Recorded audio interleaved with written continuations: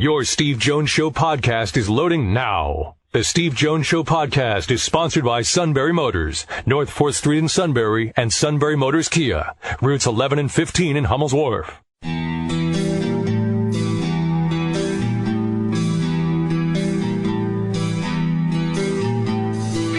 Sports talk where your voice counts. This is the Steve Jones Show on News Radio 1070 WKOK.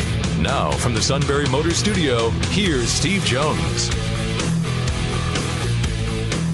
Welcome back. Great to have you with us. And in this half hour, Patrick Chambers, the head basketball coach of the Nittany Lions, will join us. And then Mark Narducci, final half hour from the Philadelphia Inquirer, as we preview tonight's Penn State Temple game at the Jordan Center in the opening round of the NIT. Tonight's winner will get Notre Dame, which beat Hampton with relative ease last night.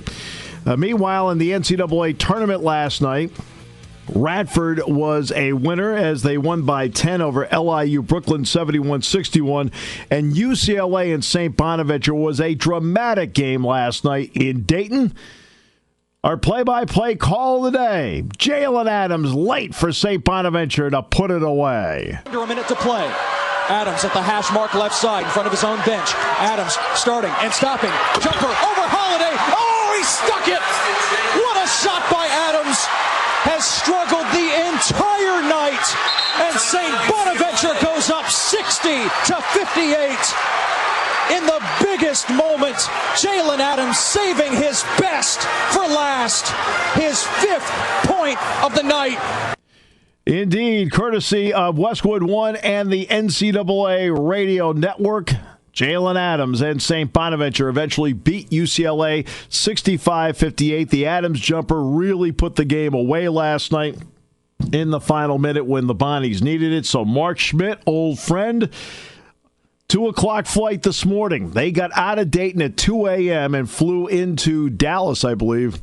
They're going to get Florida in the next round of the tournament coming up on Thursday. Now, tonight the feature game is going to be Arizona State and Syracuse, a pair of 12 seeds head-to-head in Dayton as part of the first 4 in that one. So that is tonight's featured game in the NCAA tournament. In the NIT last night, Notre Dame won. They, in fact, I'll be frank with you, looked totally disinterested all night long and still won by 20 points over Hampton. I mean, it was one of those where, like, you kept, like, it's like the body was willing, but the mind was like, okay, and they still won by 20.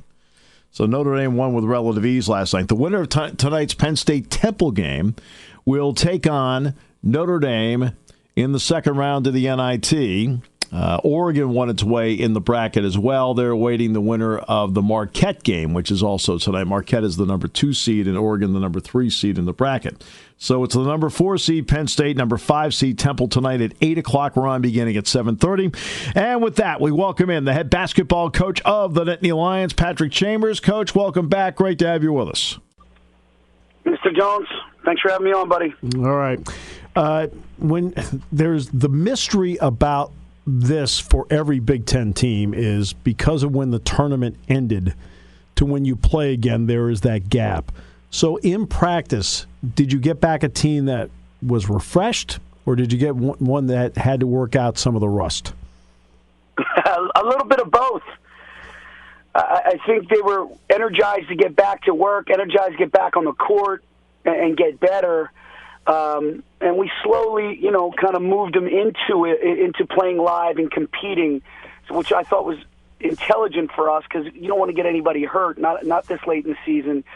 So, it took us a little while. First practice, skill development, a lot of shooting, footwork, ball handling, passing.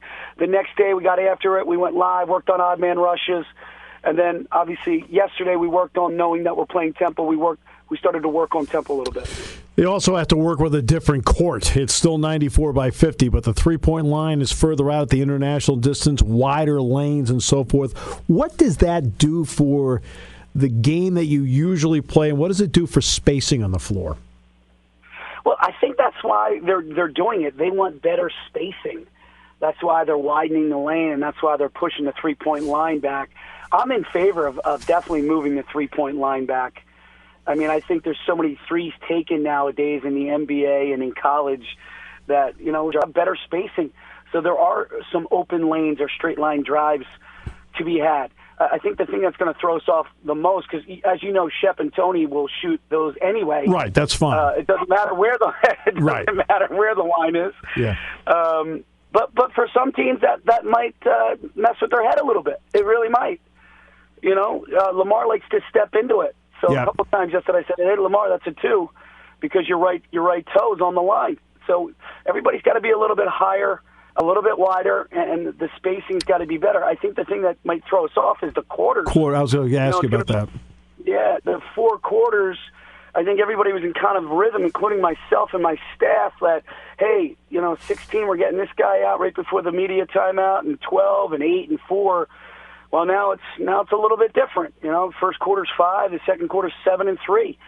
And then, 5 and then 7 and 3 again for the third and fourth quarter. So the little things like that, you just got to tweak, adjust, maybe friendly reminders from the staff. Hey, you got a media timeout coming up. And then the 5 fouls, usually in a 20-minute half, Steve, when you get to 7, it's 1 and 1. Well, when you get to 5 in the first quarter, you're shooting 2. And then when the second quarter starts, that's wiped away. You got to get to another 5, which I actually like as well.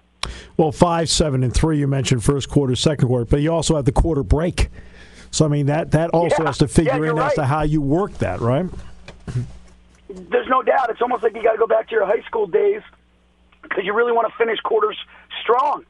I mean, that was the whole thing. You got to finish quarters strong. So it's definitely going to be interesting, and then you got that time in between. So, again, and I think, Steve, I don't know if you know this, that the media timeouts are 3 minutes. Yeah, no, I knew that, because remember I asked you about that in New York. Postseason play, media timeouts are longer. They have to sell commercials, and because of that, I mean, at times it can actually change your rotation a little bit and shorten it if you were not in foul trouble. Would that be fair? That would be a very fair assessment. I mean, 3 minutes real time, that's a long time. Yes. That they're sitting there getting, re-energized or rejuvenated, getting some water, towel, whatever, because I'm going to give them that first minute to themselves, and then I'll come in the last 2 minutes. So it definitely could shorten the bench for sure. Do you also have to come up with 4 end of quarter scenarios, end of quarter, end of half, end of third, end of fourth scenarios in your mind as a coach? Yeah, you're right, but we've been dealing with end of halves and end of game situations all year long, so yeah. I think we're pretty prepared a little bit more. Tony Carr, basketball coach's all-district name today to go on top of some of the other honors he's already received along the way. When you've watched his development, what have you seen in the upward trajectory for him? Yeah, first and foremost is his leadership. I think his leadership really grew as the season went on. Obviously, he changed his body, put on 25 pounds. I think that has really helped him. Statistically, his outside shot has been phenomenal. And he's making really good decisions. I know he has a very positive assist-to-turnover ratio. So, I mean, the way he grew from his first year to his second year, pretty amazing about the hard work that Tony put in to be first team All Big Ten, make the All-20 team, and now get some more accolades today. I mean, look, he put the work in the summer. He put the work in the fall and the spring prior. And when you put the work in, positive results do happen. What kind of message should it be to everybody that in certain situations this year, end of half or end of game, you didn't use a timeout. You looked at him and said, we know what we want to run it. 100%. You have such a great player, and he happens to be your point guard, and he's 6'5", and he's a very good free throw shooter as well. And obviously he can find the open man like he did at Ohio State by finding Josh Reeves on the back cut. So you feel good about him saying, hey, you got the ball. The other thing is you want to call a timeout. Well, the other team has time to maybe make some personnel changes, maybe set up a trap or a blitz. And I just feel so confident when Tony has the ball that I said, you know what? He's learned from the past. He's learned from different things. He's going to make a great decision. And for the most part, down the stretch, he really did. This will be another one for Shep Garner and Julian Moore back in the Jordan Center without the hoopla. What can the home crowd mean, not just for them, but for your team in tomorrow's game? Look, we want to keep playing. The goal's New York. Yep. We want to keep playing. We have a good team. You know, we knocked on the door at the NCAA tournament. You know, we just came up a little bit short. And all right, so we went through that. Now it's like, hey, the NIT is great. We haven't seen postseason in a long time. The field for the NIT is unbelievable. Yep. We need to go out and compete and play hard and knock off a very good Temple team who's got great wins on their resume. We got to be ready to go. So I'm hoping, you know, at those last 4 or 5 games, you know, everybody can come out and really support these guys. Which then brings me to Temple. You mentioned them. They're older in the starting lineup. They're younger off the bench. What do you see with them?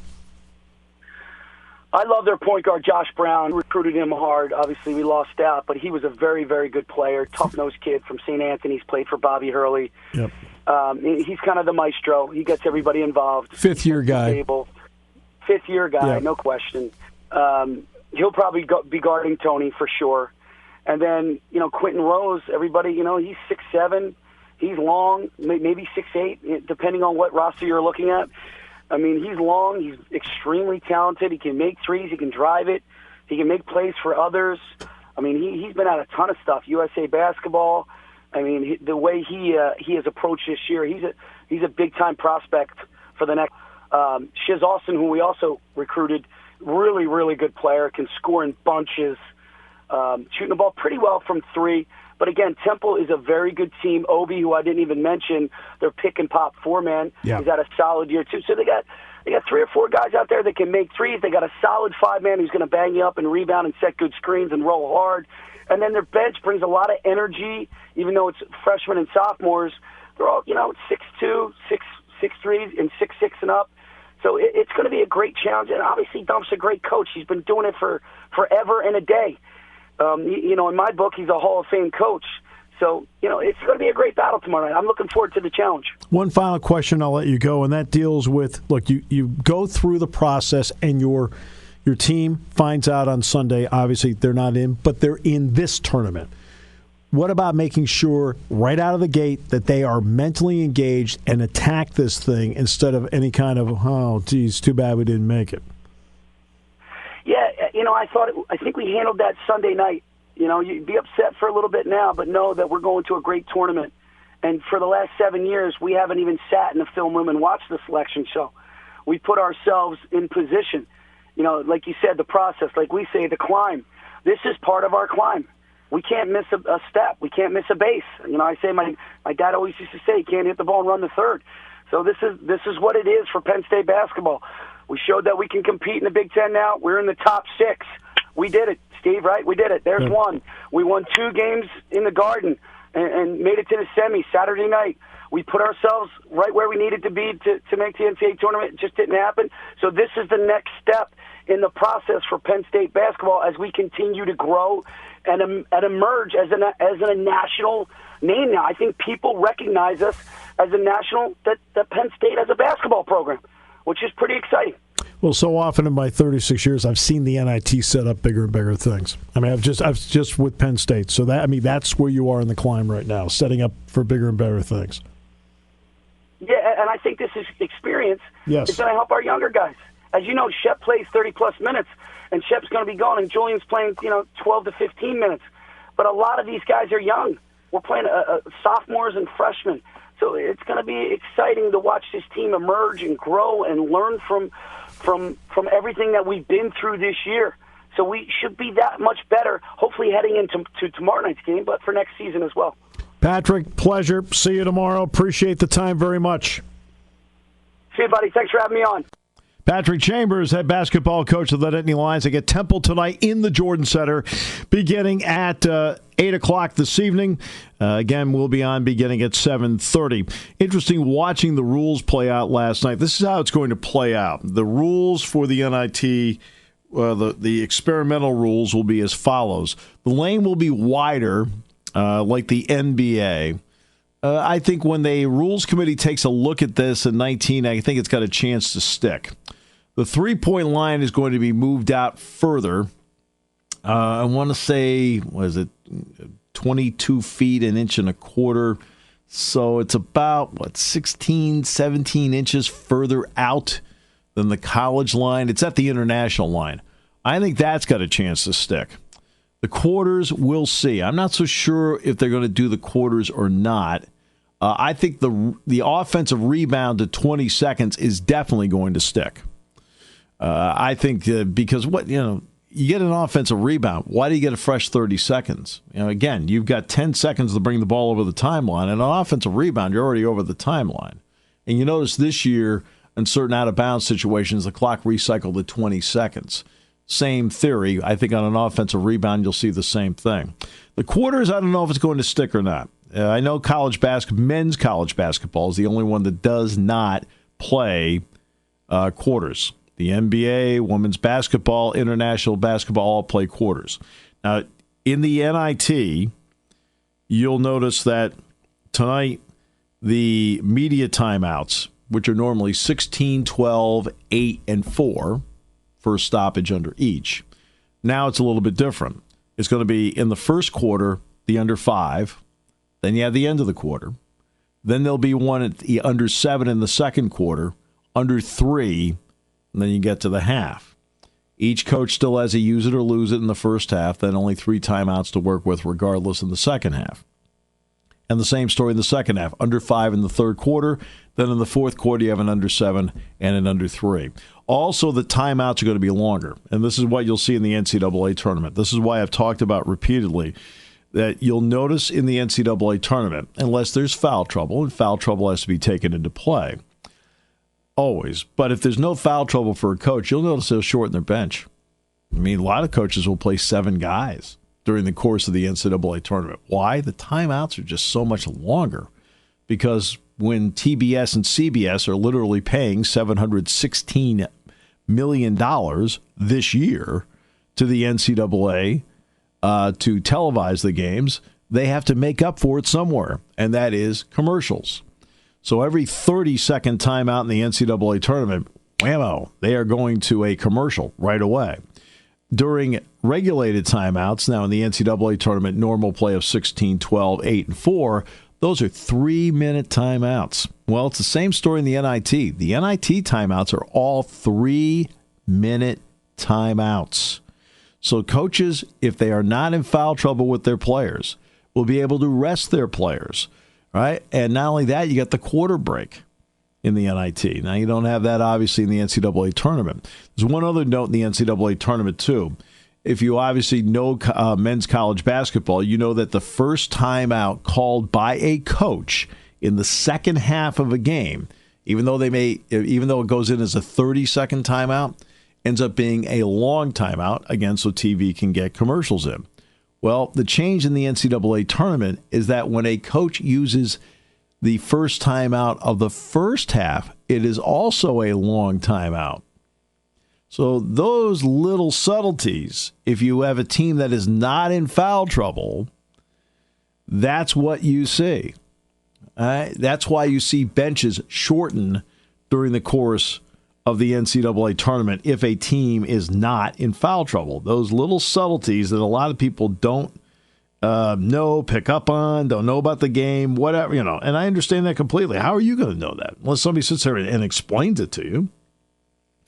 NFL, Jimmy Graham to the Packers, Jordy Nelson cut. Malcolm Butler leaves the New England Patriots, goes to the Tennessee Titans, and is joined there by Dion Lewis. Carlos Hyde is signed with the Cleveland Browns. Interesting. Sammy Watkins officially to the Kansas City Chiefs. Allen Robinson officially to the Bears. Kirk Cousins to the Vikings. Sam Bradford to the Arizona Cardinals. So there was a lot going on in the last 24 hours. And Muhammad Wilkerson also joined Jimmy Graham in joining him with the Green Bay Packers as well. The Steelers, they haven't done anything. Okay. Nothing. All right. The Steelers. Look, they're not going to spend a lot of money in free agency. We all know that. I mean, everybody knows that, but they're not going to. No, I mean, it's the way it is. That is the way it is. Next half hour, Mark Narducci from the Philadelphia Inquirer. Now, Mark is out in Wichita to cover Penn, but he covered Temple a lot this year, so we'll get Mark on to talk about that. and Penn State and Temple tonight. NIT at 8. We're on beginning at 7:30. And our thanks to Matt Leon, who joined us in the second half hour to talk about Penn's matchup with Kansas. Doug Birdsong is going to join us Friday from Detroit to talk about Bucknell and Michigan State. And coming up tomorrow, Jeff Byers from Cleveland on the NCAA Wrestling Championship. So thanks to Patrick Chambers in this half hour. Our show brought to you by Sunbury Motors, 4th Street in Sunbury. Sunbury Motors Kia, routes 11 and 15 in Hummel's Wharf as we continue on News Radio 1070 WKOK. When it comes to car buying, there's the other guy's way, and then there's the SMC way. The other guys force you into a vehicle you really don't want. The Sunbury Motors way lets you take the time you need to browse, ask questions, and take the test drive and think on it. For over 100 years, the Mertz family and all their employees have made your experience the most pleasant one you'll ever have.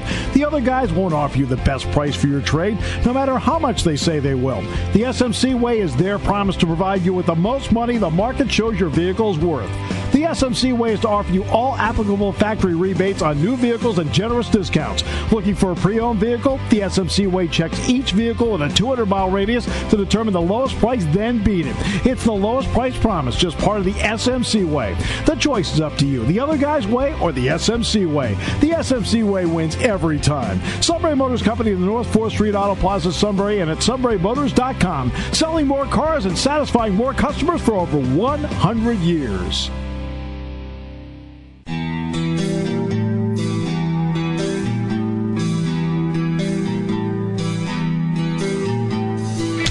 Sports talk where your voice counts. This is the Steve Jones Show on News Radio 1070 WKOK. Now from the Sunbury Motors Studio, here's Steve Jones. Welcome back. Great to have you with us here in the final half hour, brought to you by Sunbury Motors. 4th Street in Sunbury. Sunbury Motors Kia, routes 11 and 15 in Hummel's Wharf. Our thanks to Matt Leon, who joined us in the second half hour of the show today, previewing Penn and also Kansas, as Penn won the Ivy League. But also we talked about Jake Arrieta as well, the big signing by the Phillies, and what Jake Arrieta can mean to the Phillies, the 3 years, $75 million deal. We talked with Matt about that in the second half hour. You can check it out in the Steve Jones Show podcast.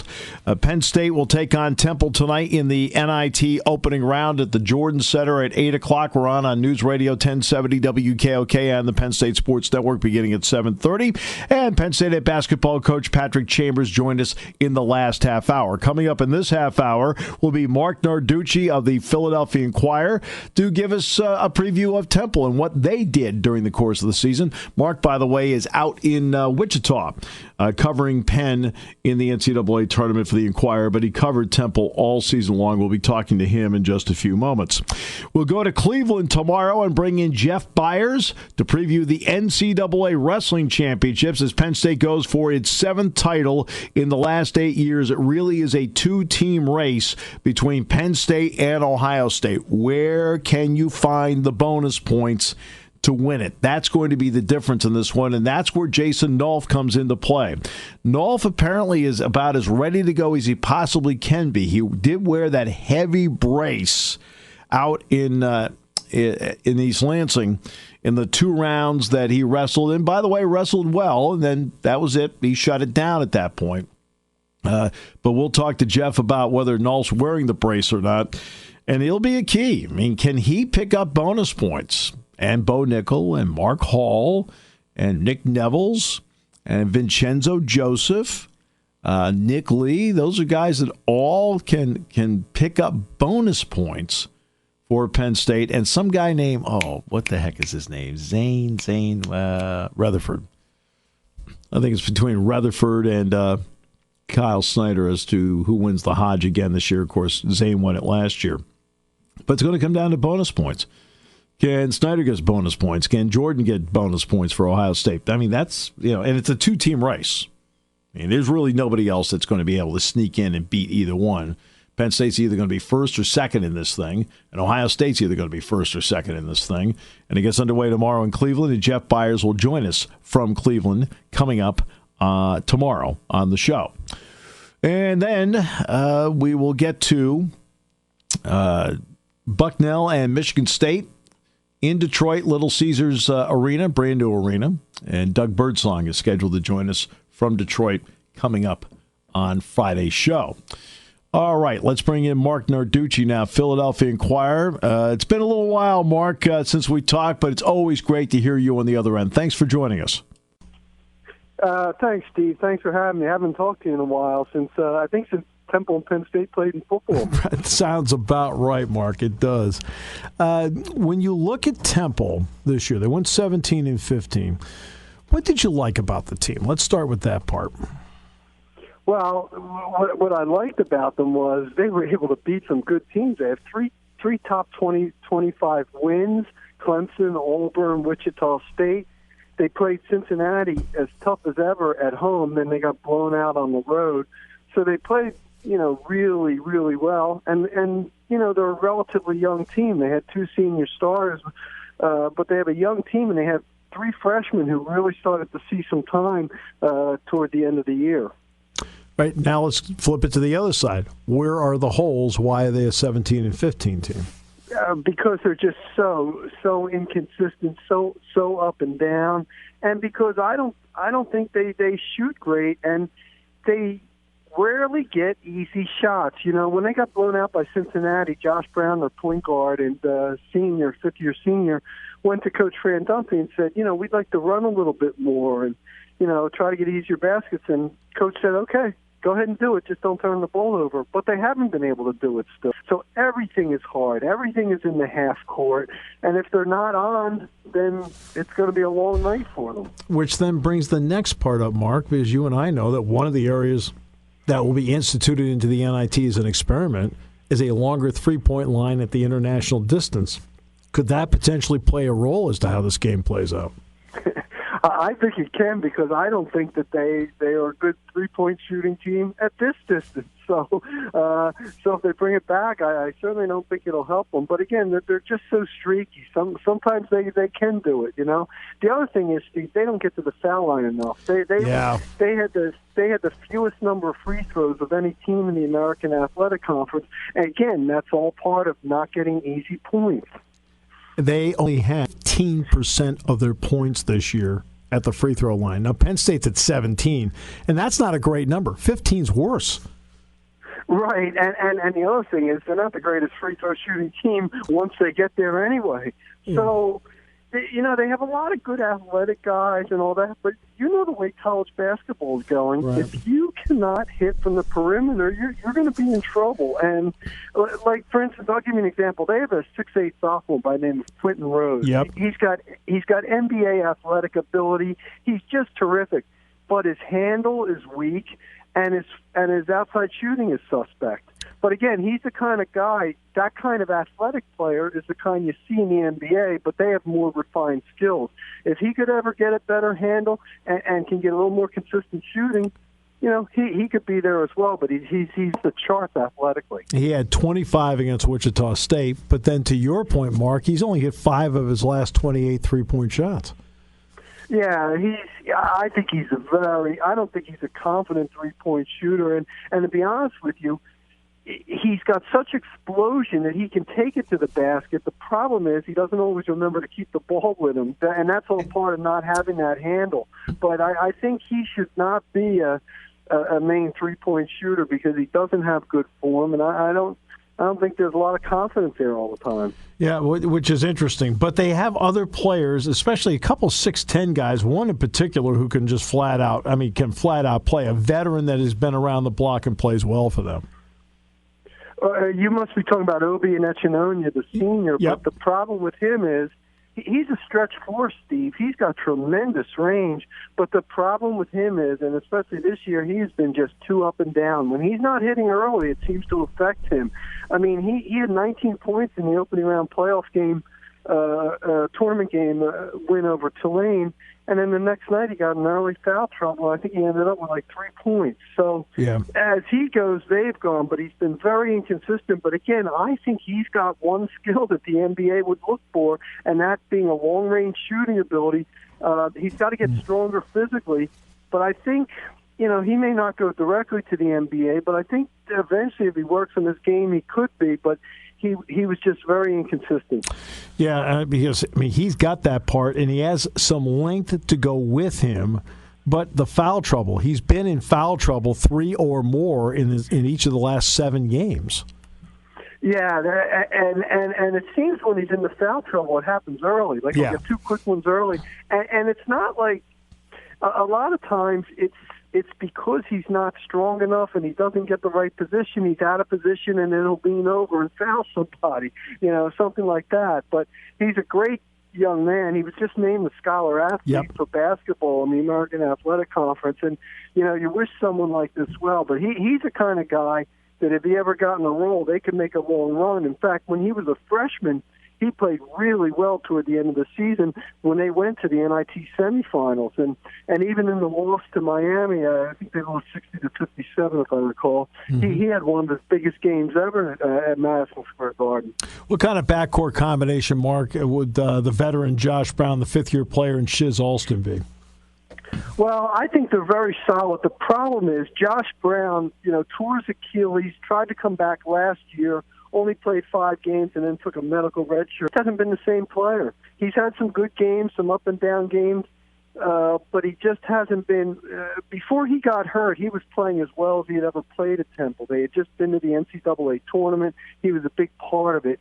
And I just don't think he's gotten everything back, although he's had some pretty decent games toward the end.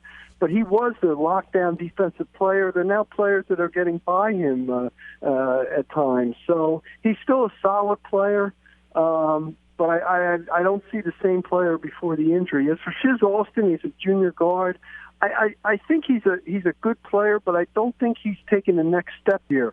He hardly played as a freshman. He came in last year and had a tremendous year, averaging nearly 14 a game. And he, again, has been a little inconsistent. And the problem with him, he's one of the best foul shooters in the country. He doesn't get to the line as much. They're trying to get him to take it to the basket a little bit more, though that really isn't his game. He shoots great off the bounce. But, again, I haven't seen him take that next level this year. So that's a veteran starting group for the most part. But it's the freshmen. That's where they come in. They come off the bench. What kind of bench presence have they meant?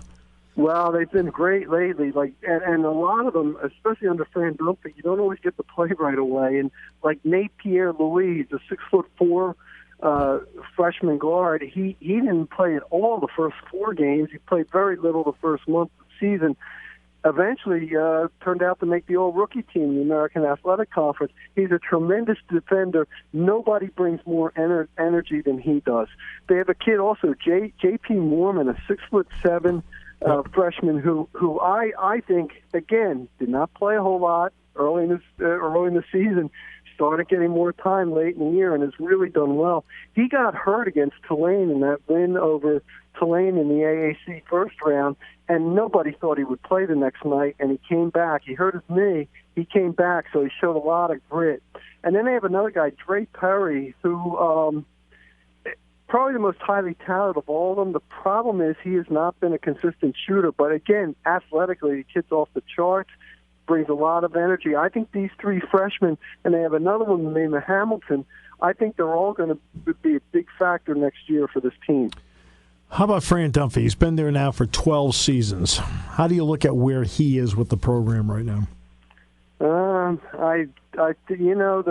some people we wrote about a little bit the other day. There's some people that were kind of calling for his head and putting all the blame on the coaches. That always happens.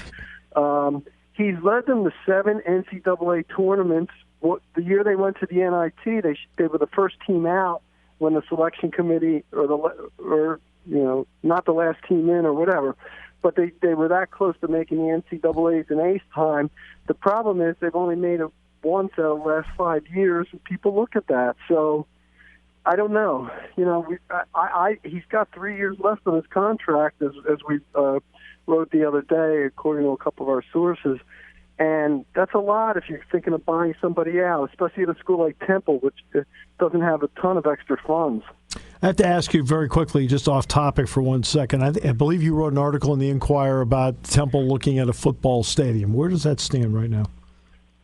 They've sent it to city council, and they've got to get approval by city council, and that's no easy thing in Philadelphia. And that's going to take months and months. But to get it to that point is a deal. They're very confident. The problem is, Steve, the other night they had a public hearing on it, and the president couldn't go on because he kept getting interrupted by so many people that didn't want it. And the council people have said that the neighbors and all these people, they have to want this to approve it. Now, the one thing is they're not going to displace anyone from their homes. They own all the land, everything. So I think eventually it is going to get done.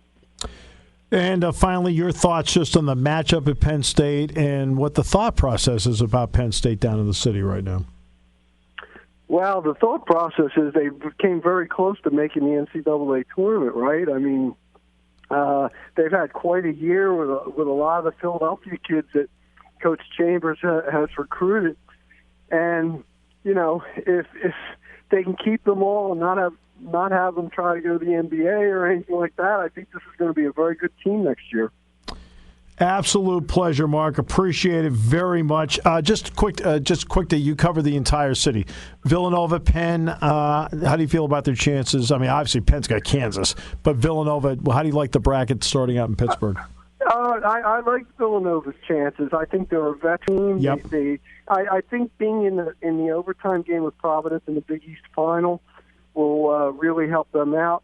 As for Penn, that's actually where I am right now, Steve, talking to you. I'm actually going out there to Wichita. Okay. You know, the old David and Goliath scenario, no 16 seed has ever won. They feel, why not? You know, we have nothing to lose. Let's go. So they're loose, and that Ivy League championship win over Harvard was one of the great games you'll ever see. It was incredible to watch, Mark. And the other part is, quite frankly, they should have been a 14 and not a 16. I mean, that's just me, but that's outside looking in. I agree. I think that they agree as well. The one thing is, and even Coach Steve Donahue said they did not play the most ambitious non-league schedule, even though Villanova was one of the teams they played. And he thinks that may have hurt them in that endeavor. Yeah, what's amazed me about this, just a final comment, then I'll let you go, is that I felt there was so much emphasis put on the first third of the season and not so much on the final two-thirds of the season. That's why I kept hearing full body of work, full body of work. Everybody kept talking about November and December. I mean, I thought the other 2 months counted too.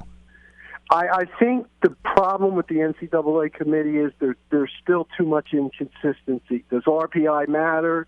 Doesn't it matter? You know, what are they looking at? Full season, part season, how you're doing, injuries, and there's no year to year. You just don't know what the criteria is going to be. Mark, pleasure. Enjoy the trip out to Wichita. I know you do a great job of covering it. We look forward to reading it. All right, Steve. Thanks a lot. I appreciate it. Mark Narducci, Philadelphia Inquirer. We thank you for being on the show today.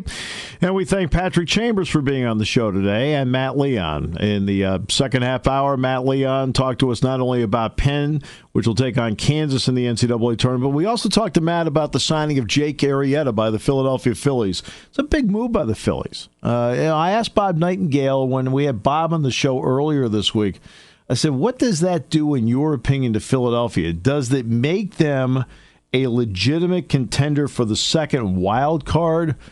And Bob's answer was, he says he still thinks the Phillies are a year away. But I like what the Phillies have done. Arrieta is a veteran presence who's been around the block and pitched in the biggest games, looking at a young staff. And I think that's going to be important as to what he'll be able to contribute in that realm. I thought the Arrieta signing was a great signing. It's interesting. It's an escalating contract. I think it goes, $30 million to 25 to 20. It ends up being 3 years, $75 million. And I think there's the option is on the third year of this contract. But we talked to him about that, and that was in the second half hour of the show. So if you want to check that out in the Steve Jones podcast, you can do that. Patrick Chambers previewing tonight's game with Temple in the Jordan Center in the opening round of the NIT. It's 8 o'clock tonight, 7:30 the airtime on WKOK, WKOK.com, and also on the Penn State Sports Network this evening. So that is all coming up tonight at the Jordan Center. 8 o'clock will be the tip-off at the Jordan Center tonight. The winner gets Notre Dame, which beat Hampton with relative ease last night in South Bend. And we just had Mark Narducci on from the Philadelphia Inquirer previewing the game. And he's got Penn in Kansas for the Philadelphia Inquirer. So you can check out Mark's work on the Inquirer as well. So that's what today's show is all about. Tomorrow, we're going to lock in on not only college basketball, we're going to lock in on wrestling tomorrow, too. The NCAA Championships get underway tomorrow in Cleveland, and Jeff Byers is going to join us from Cleveland tomorrow to preview the NCAA Wrestling Championships for us. And then Bucknell plays Friday with Michigan State in Detroit, and we're scheduled to have Doug Birdsong on from Detroit as well to preview Bucknell and Michigan State. So we're trying to cover all the bases here along the way with wrestling and basketball, a little bit of baseball mixed in as well. And Bob Nightingale and Matt Leon both talked some Phillies baseball with us this week. So we tried to at least make it a well-rounded show for everybody. And the NCAA Wrestling Championships, of course, coming up starting tomorrow in Cleveland. And Jeff will be on from Cleveland to preview it for us. Looking forward to that. Tonight, Arizona State, Syracuse, NCAA. It's about a 9:10, 9:15 start tonight after the Texas Southern game is over with. And then the tournament, the NCAA tournament, kicks into high gear tomorrow with 16 games being played tomorrow and then 16 games being played on Friday. A lot of fun. But tonight, around here, it's the NIT that takes center stage. Penn State's 11th ever NIT appearance, their first since 2009 when they won it. They will take on Temple tonight at the Jordan Center at 8 o'clock. 8 o'clock will be the tip-off, 7:30 the airtime on News Radio 1070 WKOK, streaming live on WKOK.com, and, of course, on the Penn State Sports Network as well. That is tonight. Looking forward to it at the Bryce Jordan Center. Today's show brought to you by Sunbury Motors, 4th Street in Sunbury. Sunbury Motors Kia, routes 11 and 15 in Hummels Wharf on News Radio 1070 WKOK.